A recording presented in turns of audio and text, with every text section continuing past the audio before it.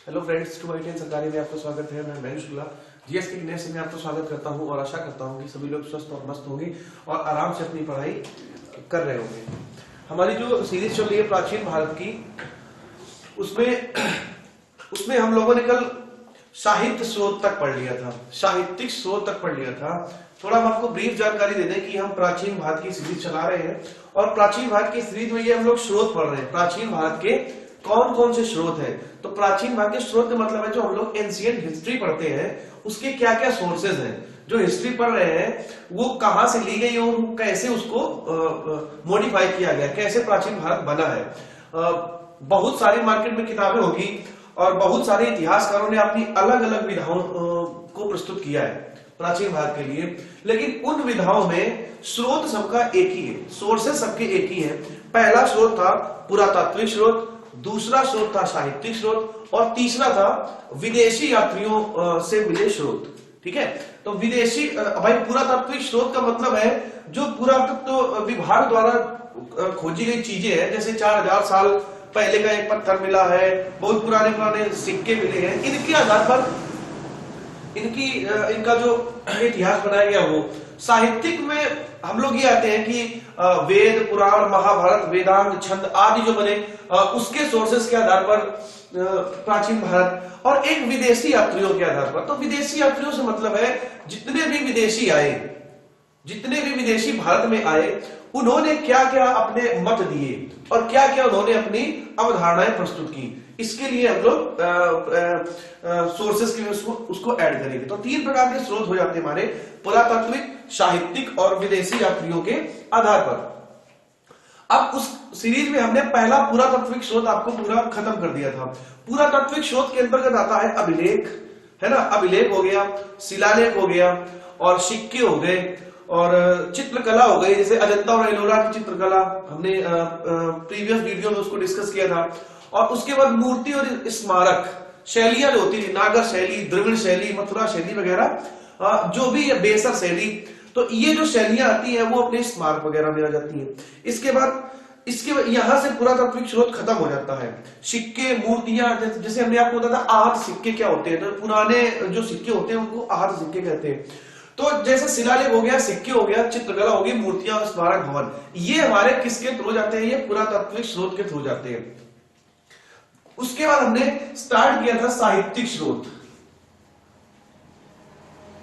साहित्यिक स्रोत, अब देखो यहां से प्रश्न कैसे पूछा जाएगा। देखो प्रश्न कैसे पूछा जा सकता है वो हम लोग डिसाइड नहीं कर सकते हैं। कैसे कैसे पूछे जा सकते हैं भाई, ये हम लोग अनुमान लगा सकते हैं। तो भाई इसमें 4 ऑप्शन आपको दे देगा, अभिलेख, शिलालेख, मूर्तियां और वेद। इसमें से कौन सा साहित्यिक स्रोत से संबंधित है? ऐसे प्रश्न बिल्कुल पूछा जा सकता है। तो अभिलेख, शिलालेख, मूर्तियां, सिक्के और वेद। तो भाई वेद ही सही होगा क्योंकि वेद ही साहित्य से संबंध रखता है, बाकी सब पुरातात्विक स्रोत के अंतर्गत आ जाते हैं। तो ऐसे प्रश्न पूछे जा सकते हैं, है ना। और लिखने के लिए जैसे जो एग्जाम होते हैं, एंट्रेंस एग्जाम होते हैं, तो उसमें लिखने के लिए आ जाता है कि प्राचीन भारत के अंतर्गत साहित्यिक स्रोतों का वर्णन करो। तो भाई ऐसे ही आपको लिखना है जैसे मैं आपको पॉइंट वाइज लिखा के समझा रहे हैं। तो साहित्यिक स्रोत के अंतर्गत आपका आ जाता था 2 प्रकार के स्रोत थे। साहित्यिक स्रोत में आता था 2 प्रकार के स्रोत, पहला धार्मिक साहित्य, दूसरा लौकिक साहित्य। पहला आपने आता था धार्मिक साहित्य, और दूसरा आता था लौकिक साहित्य। लौकिक साहित्य, ठीक है, धार्मिक साहित्य और लौकिक साहित्य, ये दोनों साहित्यिक स्रोत के अंतर्गत आते हैं। ठीक है, तो देखो साहित्यिक स्रोत को भी दो भागों में बांटा गया, धार्मिक और लौकिक। अब ये धार्मिक और लौकिक क्या है? इसके बाद आता है धार्मिक साहित्य। भाई हमने पढ़ लिया कि साहित्यिक स्रोत के अंतर्गत 2 चीजें आती हैं, धार्मिक और लौकिक। यहां लिख देते हैं, आती भाई धार्मिक और लौकिक। अब देखो, अब नंबर 1 इसमें डालो भाई, धार्मिक साहित्य। धार्मिक साहित्य और लौकिक साहित्य में क्या अंतर है भाई, ये भी हमको समझना पड़ेगा। धार्मिक साहित्य, तो धार्मिक साहित्य के अंतर्गत हम लोग पढ़ते हैं ब्राह्मण साहित्य और ब्राह्मणोत्तर साहित्य।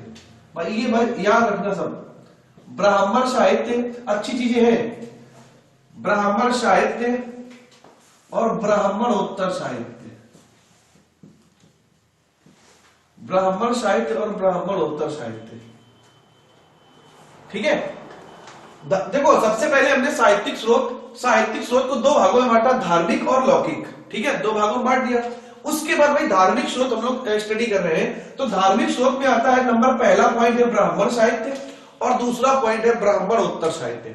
अब देखो ये ब्राह्मण साहित्य और ब्राह्मणोत्तर साहित्य क्या है, अब इसको डिस्कस करेंगे, लेकिन इससे पहले हम ये समझ लेते हैं कि हमारा लौकिक साहित्य क्या है। अभी ब्रीफली आपको ये पता चल चुका है कि धार्मिक साहित्य किससे संबंधित है, ब्राह्मण और ब्राह्मणोत्तर। दूसरा हमारा लौकिक साहित्य, इसी में हम बता दें आपको, फिर डिटेल हम इसके बाद बताते हैं, है ना। लौकिक साहित्य संबंधित है पुराणों, जीवनी, ग्रंथ आदि। ठीक है, तो देखो साहित्यिक स्रोत दो भागों में, धार्मिक और लौकिक। धार्मिक साहित्य के अंदर हम लोग ब्राह्मण साहित्य और ब्राह्मणोत्तर साहित्य का अध्ययन करते हैं।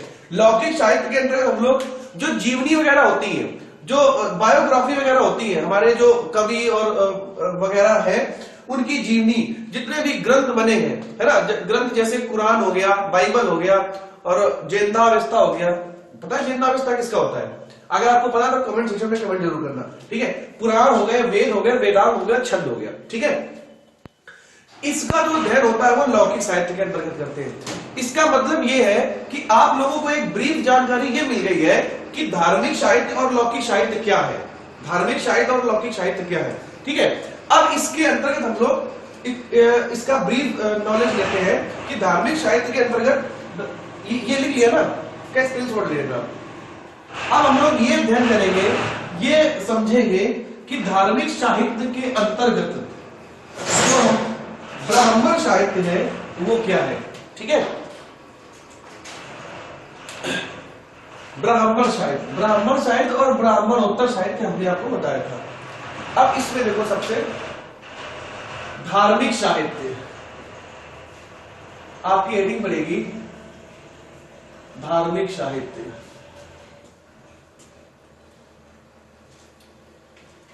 ठीक है, अब इसके अंतर्गत नंबर 1 आता है ब्राह्मण साहित्य। ब्राह्मण साहित्य, ठीक है। अब ब्राह्मण साहित्य क्या है? ठीक है, अब ब्राह्मण साहित्य के अंतर्गत हम लोग का सबसे जो प्राचीन, सबसे पुराना जो साहित्य में आता है, तो इसका पहला पॉइंट है, इसका सबसे पुराना स्रोत ऋग्वेद है।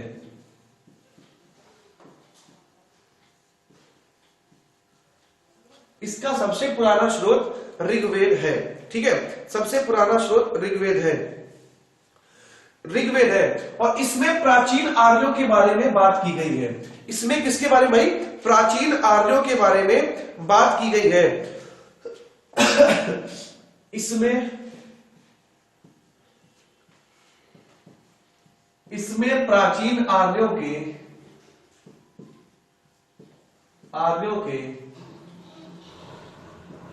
धार्मिक, राजनैतिक, सामाजिक, सांस्कृतिक आदि पर प्रकाश डाला गया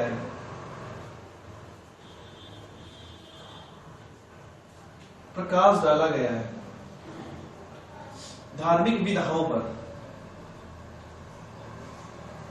ठीक है, तो जो ब्राह्मण साहित्य है, ब्राह्मण साहित्य का जो सबसे पुराना स्रोत है वो ऋग्वेद है ना, पुराना स्रोत ऋग्वेद है।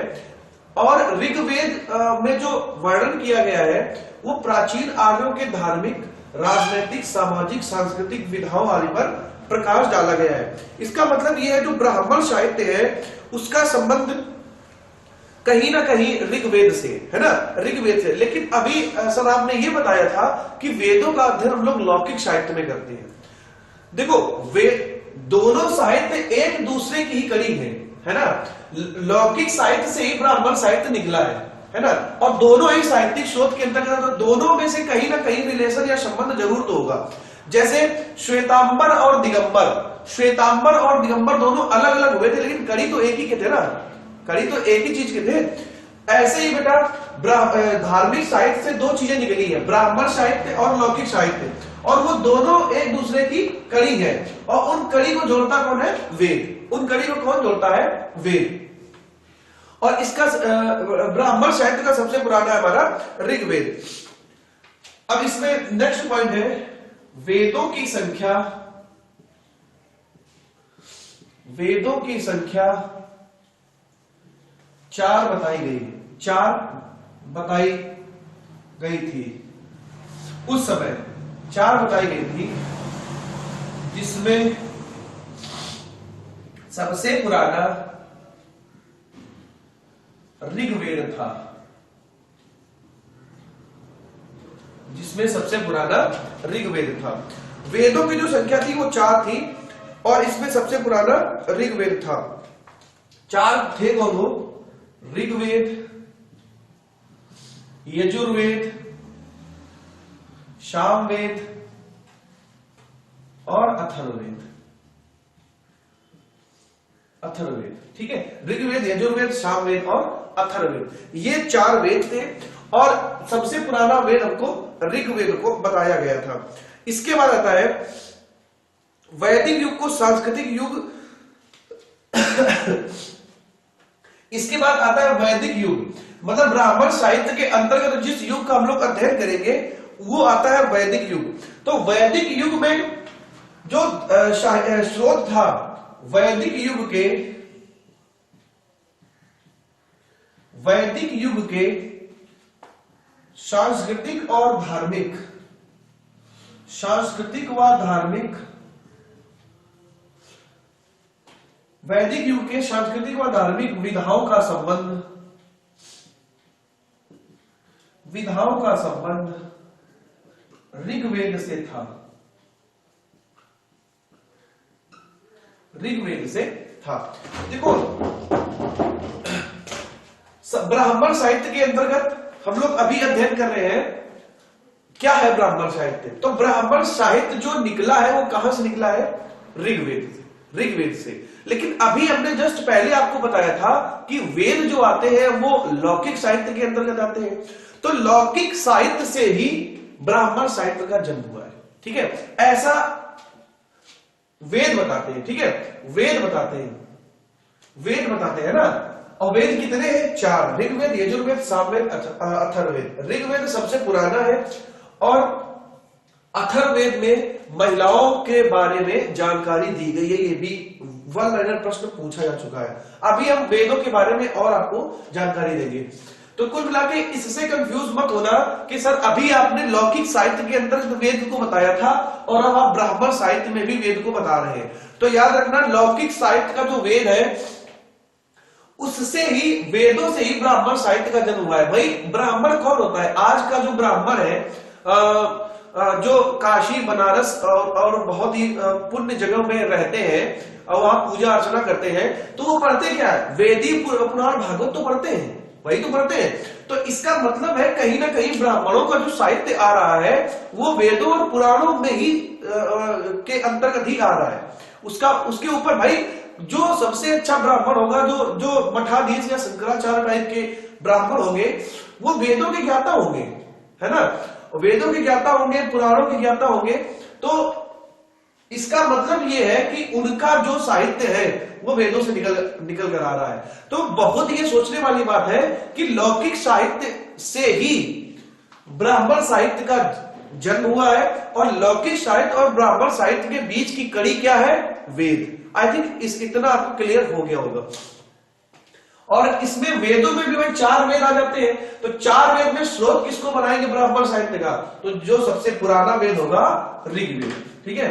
और इसमें प्राचीन आर्य, अच्छा ऋग्वेद में किसका वर्णन किया गया है? तो देखो वेद में बहुत सारी चीजें हैं, वेद में बहुत सारी चीजें हैं। जैसे रामायण आपने पढ़ी है ना, रामायण में बहुत सारी चीजें हैं।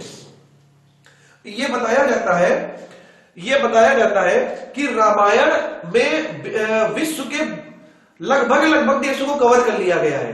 रामायण से भारत हुआ, श्रीलंका हुआ, इंडोनेशिया हुआ, बांग्लादेश, पाकिस्तान, जहां भी रामायण हनुमान जी या वगैरह गए हैं तो सबका वर्णन उसमें किया गया रामायण में, है ना।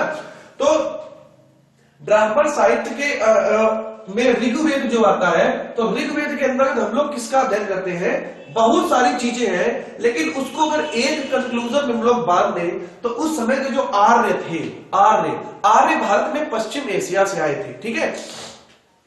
उस समय आर्य थे, तो आर्यों का जो धार्मिक, सांस्कृतिक, राजनैतिक और जीवन था, आर्यों का जो जीवन था वही एक तरह से ऋग्वेद में इंक्लूड हो गया था, तो इसका मतलब हम ये समझ सकते हैं कि अगर हम ऋग्वेद का अध्ययन करेंगे तो कहीं ना कहीं हम आर्यों के धार्मिक, राजनीतिक और सांस्कृतिक बातों का अध्ययन कर रहे हैं। ये बिल्कुल क्लियर बात है। इसके बाद वेदों की संख्या 4 है, सबसे पुराना ऋग्वेद है और 4 वेद ये हैं। वैदिक युग, अच्छा ऋग्वेद से ही जब इसमें धार्मिक सांस्कृतिक विधाएं आई तो इससे ही आगे आने वाला जो वैदिक युग था, वैदिक युग ने भी ऋग्वेद को एक्सेप्ट कर लिया, ठीक है। वैदिक युग ने भी ऋग्वेद को एक्सेप्ट कर लिया और उसमें जितने भी नियम कानून बताए गए थे उसका पालन किया गया, ठीक है। तो देखिए, इसको अगर हम आज से इंक्लूड करें, अगर हम इन सभी चीजों को आज से जोड़ें तो आज भारत में बहुत सारे धर्म के लोग रहते हैं, है ना। जो हिंदू लोग होते हैं वो अपना रामायण के हिसाब से अपने कामकाज करते हैं, वेदों के हिसाब से। मुस्लिम भाई हमारे कुरान के हिसाब से काम करते हैं, है ना। और बाकी लोग भाई बाइबल के हिसाब से, जैनता अवस्था के हिसाब से अपनी परंपराओं का पालन करते हैं। तो क्या ये परंपराएं कोई जानता है? कोई नहीं जानता है भाई। हमारे पुराण में लिखा है, हमारे धार्मिक ग्रंथ में लिखा है, जो लिखा है उसका पालन कर रहे हैं बस। और भाई हमारा भारत इतना अच्छा देश है कि भाई सभी धर्मों को मानता है, भाई आप लोग अपना करिए अपने हिसाब से, ठीक है। तो वही विधाएं यहां भी थी, जो आर्यों की धार्मिक व्यवस्था थी उसी को आगे चल करके हम लोगों ने वैदिक युग में अपना लिया, और कहीं ना कहीं वही हमारी धार्मिक सभ्यता आज भी कायम है ना, आज भी कायम है। आप पुराने समय की पिक्चरें देखते होंगे तो ब्राह्मणों के जो विवाह वगैरह होते थे उसमें भी अग्नि को ही साक्षी माना जाता था, और आज भी अग्नि को ही साक्षी माना जाता है, ठीक है। हालांकि वो बात अलग है कि भाई आज में थोड़ा फंक्शन वगैरह ज्यादा हो गया, वो तो ठीक है, लेकिन जो पुरानी विधा हमारी चली आ रही है, क्या ऐसा कोई भाई है कि बिना फेरे लिए ही उसकी शादी हो गई? भाई अगर मंदिर वाली शादी होती ना तो उसमें भी फेरे लिए जाते हैं, ठीक है, आग जला के फेरे लिए जाते हैं। तो कहीं ना कहीं हम अपनी विधाओं को, अपने पूर्वजों की देन को अभी आज तक भी मानते हुए चल रहे हैं भाई। और अगर हम मुस्लिम भाइयों की बात करें तो भाई पहले भी कुरान को साक्षी मानकर ही शादी होती थी, आज भी कुरान को साक्षी मानकर शादी हो रही है ना। तो ये सारी जो कुछ उदाहरण है जो आपको ये दर्शाते हैं कि हम लोग उसी विधा का पालन कर रहे हैं जो हमारे पूर्वज प्राचीन में हमको दे गए थे। क्या हमने किसी से पूछा कि भाई ये इसको साक्षी काहे मानते हो, क्या पंडित जी को काहे बुलाते हो, मंत्रोच्चारण क्यों कराते हो? नहीं पूछा ना, क्योंकि ये हमारी विधाएं हैं और हमको ये पूर्वजों द्वारा मिली है, ठीक है। अब इसके अंतर्गत देखो आता है ब्राह्मण साहित्य में आता है भाई, इसका स्रोत क्या है? ऋग्वेद। तो अब हम लोग जानते हैं ऋग्वेद के बारे में, ये ऋग्वेद क्या है ना, और क्या क्या इसमें बताया गया है। तो सबसे पहले ऋग्वेद की रचना 1500 ईसा पूर्व से 1000 ईसा पूर्व के बीच हुई। 1500 ईसा पूर्व से 1000 ईसा पूर्व हुई, ईसा पूर्व इसकी रचना हुई, इसकी रचना हुई, ठीक है,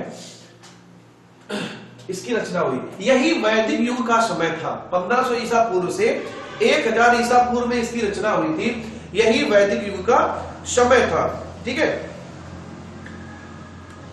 इसमें ऋग का अर्थ है, देखो ऋग्वेद में ऋग का अर्थ क्या है? ऋग का अर्थ छंदों व चरणों,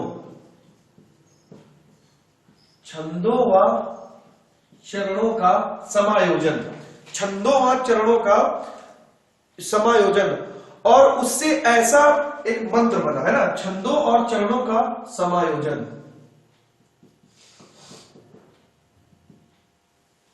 ठीक है, इसमें ऋग का क्या अर्थ है? छंदों और चरणों का समायोजन। और वेद का ऐसा मतलब वेद का अर्थ है ऋचाओं से बद्ध। ठीक है, वेद का अर्थ है, वेद का अर्थ है ऋचाओं से बद्ध। ठीक है, तो देखो इसको अगर इंक्लूड कर देंगे ऋग वेद, ऋग का अर्थ है छंदों और चरणों का समायोजन, वेद का अर्थ है ऋचाओं से बद्ध। तो इसका मतलब अगर हम इसको ऋग वेद को इंक्लूड कर देंगे तो छंदों व चरणों के समायोजन और ऋचाओं से जो मिलकर बना है। अब देखो एक बात और, छंदों और चरणों का समायोजन क्या कहलाता है? मंत्र। मंत्र क्या होता है? छंद और चरण, छंद और चरण का जो हम लोग जब मिला देते हैं तब मंत्र तैयार होता है। और बहुत सारे मंत्र जब मिल जाते हैं तो ऋचाएं बन जाती है। ठीक है, तो बहुत सारे मंत्रों का समायोजन, एक जो ऋग्वेद है वो बहुत सारे मंत्रों का समायोजन है, बहुत सारे मंत्रों का, बहुत सारी ऋचाओं का समायोजन है। ऋग का अर्थ है छंदों और चरणों से, ऋग का अर्थ है छंदों और चरणों से मिला हुआ मंत्र, जबकि वेद का अर्थ है ऋचाओं से संबंध। तो इसका मतलब है एक ऐसा ज्ञान जो ऋचाओं से बद्ध हो, एक ऐसा ज्ञान जो ऋचाओं से बद्ध हो, ऋचाओं से बद्ध हो,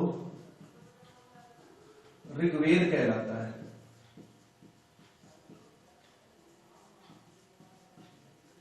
ऐसा ज्ञान जो ऋचाओं से बद्ध हो ऋग्वेद कहलाता है। ठीक है, ऋचाओं से बद्ध ज्ञान को हम लोग क्या कहते हैं भाई? ऋग्वेद कहते हैं। अब इसमें देखो, इसमें कितने मंडल हैं? इसमें भाई ऋग्वेद में हमारे 1028 सूत्र हैं और 10 मंडल हैं। ऋग्वेद में हमारे 1028 सूत्र और 10 मंडल हैं। तो इसमें 1028 सूत्र हैं। ठीक है, 1028 सूत्र हैं और 10 मंडल हैं। भाई इसको याद रखना, 1028 सूत्र हैं, सूत्र व 10 मंडल है। ठीक है, 1028 सूत्र व 10 मंडल है। ठीक है, ऋग्वेद में कितने सूत्र हैं? 1028। कितने मंडल हैं? 10 मंडल।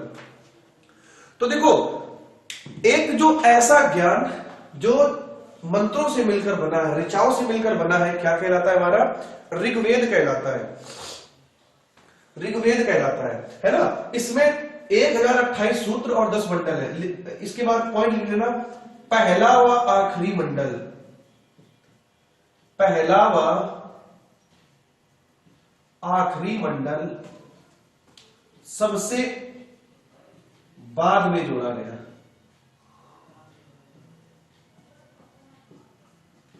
सबसे बाद में जोड़ा गया। ठीक है, पहला और आखिरी मंडल जो था वो सबसे बाद में जोड़ा गया। ठीक है, सबसे बाद में जोड़ा गया। देखो, इसमें मंत्रों और यज्ञों का वर्णन किया गया है। इसमें मंत्रों के साथ यज्ञों का वर्णन किया गया है। मंत्रों के साथ साथ किसका वर्णन है भाई? यज्ञों का वर्णन है। तो देखो, ऋग्वेद से जानकारी, इसकी जो रचना हुई थी 1500 ईसा पूर्व से 1000 ईसा पूर्व में हुई थी। यह छंदों और चरणों का समायोजन है, और छंदों और चरणों के समायोजन को मंत्र कहते हैं। वेदों का अर्थ है ऋचाओं से बद्ध। इसका भाई ज्ञान भी लिख देना, वेदों का अर्थ है ज्ञान। ठीक है, ज्ञान। ठीक है, तो ऐसा ज्ञान जो ऋचाओं से संबद्ध हो ऋग्वेद कहलाता है। 1028 सूत्र और 10 मंडल है। इसमें मंत्रों के साथ साथ यज्ञों का भी वर्णन किया गया है। ठीक है, तो इसमें जो पहला मंडल कितने हैं टोटल?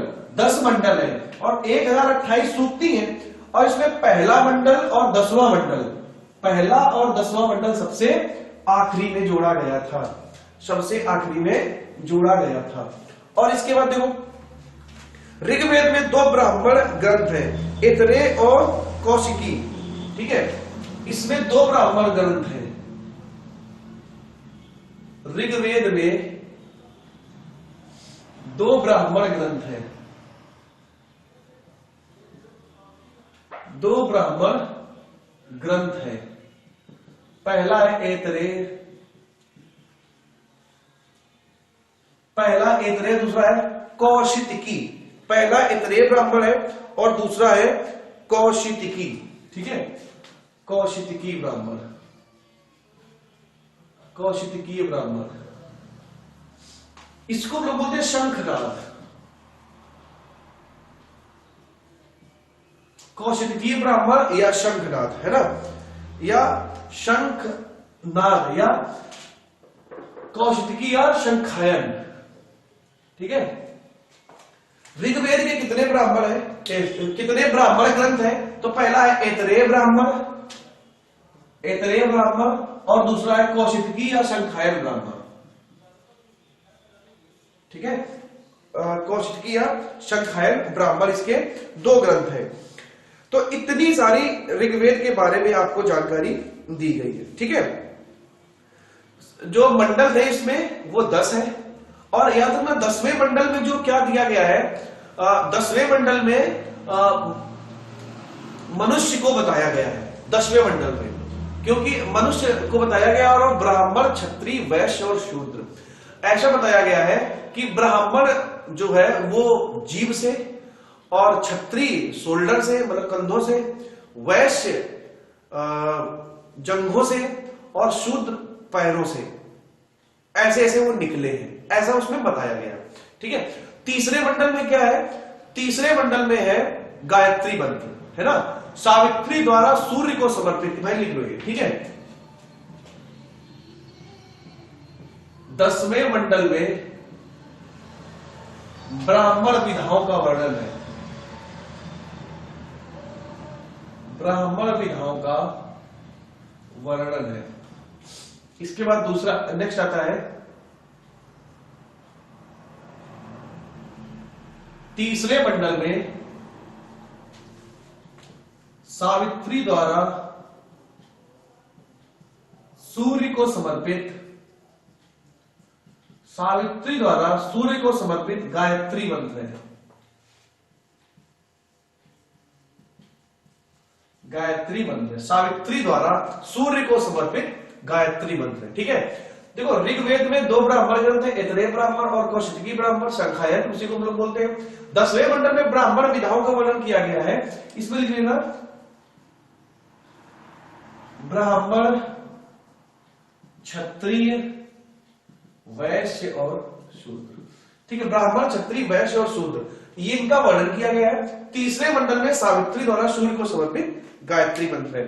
तो यहां से प्रश्न छोटे छोटे कैसे पूछे जाते हैं, टोटल 10 मंडल है और टोटल 1028 सूक्त है, ठीक है। अब यहां से प्रश्न कैसे आता है कि गायत्री मंत्र किस मंडल में है? तो भाई तीसरे मंडल में। ब्राह्मण, क्षत्रिय, वैश्य, शूद्र आदि ब्राह्मणों का जो मानवों का जो वर्णन है उसमें किसमें किया गया है? 10वें मंडल में। और ऋग्वेद के 2 ब्राह्मण ग्रंथ ऐतरेय ब्राह्मण और कौशितकी ब्राह्मण या शंखायन ब्राह्मण 2 है, ठीक है। अब इसके ऋग्वेद के बाद हमारा आता है दूसरा है यजुर्वेद, यजुर्वेद, यजुर्वेद, ठीक है। ऋग्वेद के बाद नंबर आता है बेटा यजुर्वेद। तो देखो यजुर्वेद में यजु, देखो पहले इसको तोड़ो, यजु का अर्थ है यज्ञ, है ना, और वेद का अर्थ है ज्ञान।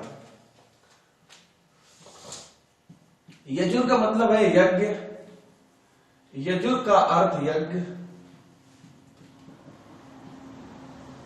यज्ञ, वेद का अर्थ ज्ञान। तो ऐसा वेद जिसमें यज्ञ का ज्ञान हो, यज्ञ का ज्ञान हो। ठीक है, ऐसा वेद जिसमें यज्ञ का ज्ञान हो, है ना। और देखो इसमें एक पॉइंट हम लिखना ऋग्वेद में छूट गया है। ऋग्वेद के पढ़ने वाले को, ये ऋग्वेद में लिख लेना, पढ़ने वाले को होत्र कहते हैं, होत्र कहते हैं। ठीक है, और इसमें लिख लेना यजुर्वेद के पढ़ने वाले को अधर्वयु कहते हैं, अधर्वयु कहते हैं। ठीक है, और यजुर्वेद का अर्थ देखो, ऋग्वेद का अर्थ क्या होता है? ऋग मतलब मंत्रों का ज्ञान, यजुर्वेद का मतलब होता है यजु मतलब यज्ञ का ज्ञान, यज्ञ क्या का ज्ञान होना, ये यजुर्वेद में हमको पढ़ने को मिलता है। इसमें यज्ञ की विधि का वर्णन है, यज्ञ की विधि का वर्णन है। ठीक है, तो देखो यजु का मतलब होता है यज्ञ, वेद का मतलब होता है ज्ञान। तो ऐसा वेद जिसमें यज्ञ का ज्ञान हो और यज्ञ की विधि का वर्णन हो, क्या कहलाता है? हमारा यजुर्वेद कहलाता है। और यजुर्वेद में मंत्रों का उच्चारण करने वाले को हम लोग अधर्वयु बोलते हैं, और ऋग्वेद में क्या बोलते हैं? होत्र बोलते हैं। अब इसके दो भाग होते हैं, इसके दो भाग होते हैं। जैसे देखो हमने ऋग्वेद में पढ़ा था, ऋग्वेद के दो ब्राह्मण साहित्य हैं, ऐतरेय ब्राह्मण और कौशिकी या संखायर ब्राह्मण। इसी तरह से इसके भी दो भाग हैं, दो भाग हैं। नंबर 1 शुक्ल यजुर्वेद, नंबर 2 कृष्ण यजुर्वेद। शुक्ल यजुर्वेद और कृष्ण यजुर्वेद, ये इसके दो भाग होते हैं। अब इसमें शुक्ल यजुर्वेद को वाद स्नेही संहिता कहते हैं, शुक्ल यजुर्वेद को, शुक्ल यजुर्वेद को वाद संहिनी संहिता कहते हैं।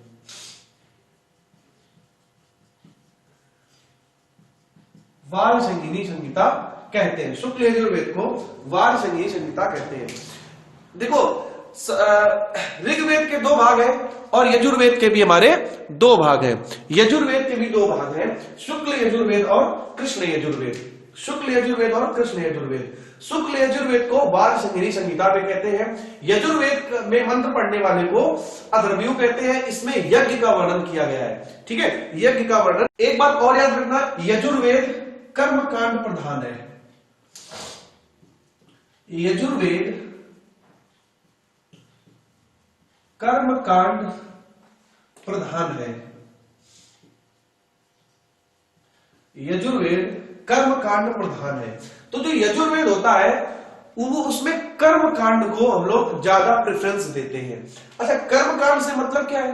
कर्मकांड वही होता है जो हमारा पूजा वगैरह होती है ना, जो पंडित लोग वगैरह पूजा करते हैं ना घर पे, वही कर्मकांड होता है। तो कर्मकांड का वर्णन किसमें किया गया भाई? यजुर्वेद में। कर्मकांड प्रधान वेद कौन सा है? यजुर्वेद। इसमें 5 कर्मकांड प्रधान है, इसे 5 शाखाओं में बांटा गया है। तो जो यजुर्वेद होता है, यजुर्वेद के पढ़ने वाले को अधर्वयु बोलते हैं। इसके दो भाग होते हैं, शुक्ल यजुर्वेद और कृष्ण यजुर्वेद।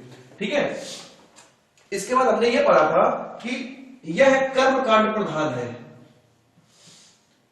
यह कर्मकांड प्रधान है, या लिख लो यजुर्वेद, यह कर्मकांड प्रधान वेद है जिसे 5 शाखाओं में बांटा गया है,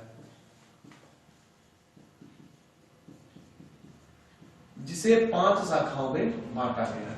कर्मकांड प्रधान वेद है जिसे 5 शाखाओं में बांटा गया है। इसमें पहली शाखा है काठक, पहली है काठक, दूसरी है कपिष्ठक, पहली है काठक, दूसरी है कपिस्थल, तीसरी है मैत्रायणी।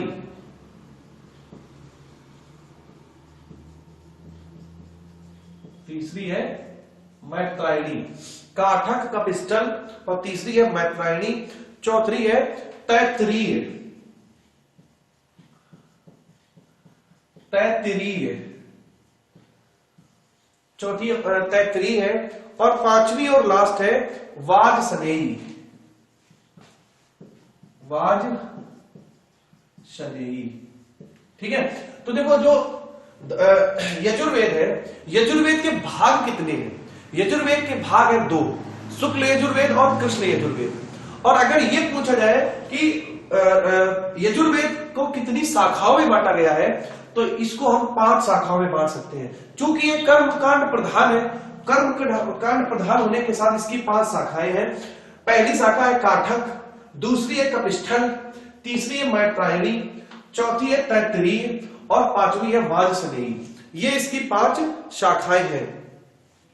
और इसका सबसे इंपॉर्टेंट फैक्ट जो है, यह गद्य और पद्य दोनों में है।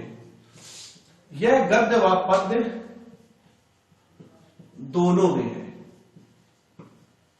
तो यह प्रश्न बहुत पूछा जाता है कि ऐसा वेद जो गद्य और पद्य दोनों में लिखा गया है कौन सा है, तो उसको हम लोग यजुर्वेद बोलते हैं। तो आज की क्लास को हम लोग यही माइंड अप करते हैं। यजुर्वेद के बाद हम लोग नेक्स्ट क्लास में इसको फिर से आगे बढ़ाएंगे। तब तक के लिए चैनल को लाइक शेयर सब्सक्राइब जरूर करें। Thank you.